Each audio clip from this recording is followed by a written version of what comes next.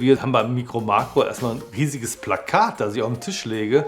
Dann gucke ich, dass ich ordentlich Licht dazu hole und dann muss ich ganz dicht dran rücken. Also gute Augen sind auch ganz gut und dann findet man da in einer riesigen Stadt eine tolle Geschichte. An jeder Stelle ist irgendwas passiert. Insgesamt gibt es 16 verschiedene Fälle, die man eben spielen kann. Ganz leichte für den Anfang. Da wird man eingeführt, indem man so eine Karte zieht und dann sieht man, ja, such erstmal die und die Person. Zum Beispiel ein Mann mit Zylinder und der ist irgendwo im Stadtpark. Und dann kann ich mir genau gucken, wo ist denn überhaupt der Stadtpark und wo ist dieser Mann.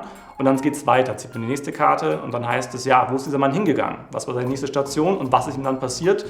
Da kriegt man zum Beispiel raus, sein Zylinder wurde gestohlen und dann muss man herausfinden, wer war das. Mikro Makro ist ein kooperatives Spiel und wir sitzen ja, meist zu zweit da und suchen nach der Geschichte.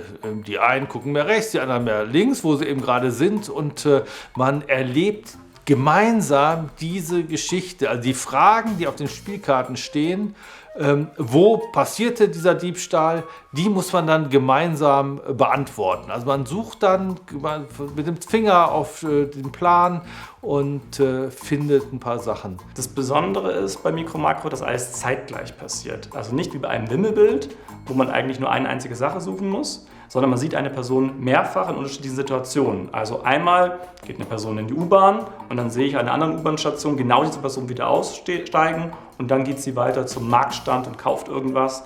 Und das ist sozusagen die Gleichzeitigkeit, die es besonders macht. Und deswegen kann ich eben dann auch irgendwas rückschließen. Wenn ich weiß, am Ort A, am Ort B, am Ort C, dann muss das und das passiert sein. Mikro Makro hat Fälle, die sind für Kinder besser geeignet und Fälle, die vielleicht doch wirklich eher Erwachsene machen. Aber richtig rotes Blut fließt nirgends. Es ist ganz abstrakt gezeichnet, ganz einfach. Es ist ein geniales Kunstwerk, was da erstellt wurde auf diesem Plan.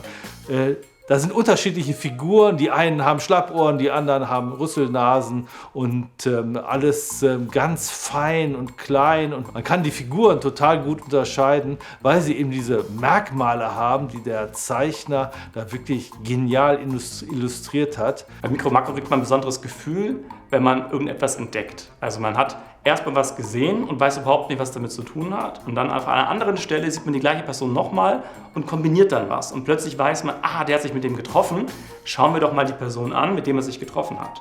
Und dann geht man weiter und plötzlich fängt das hier im Gehirn an zu spinnen und es kommt eine ganze Geschichte zusammen.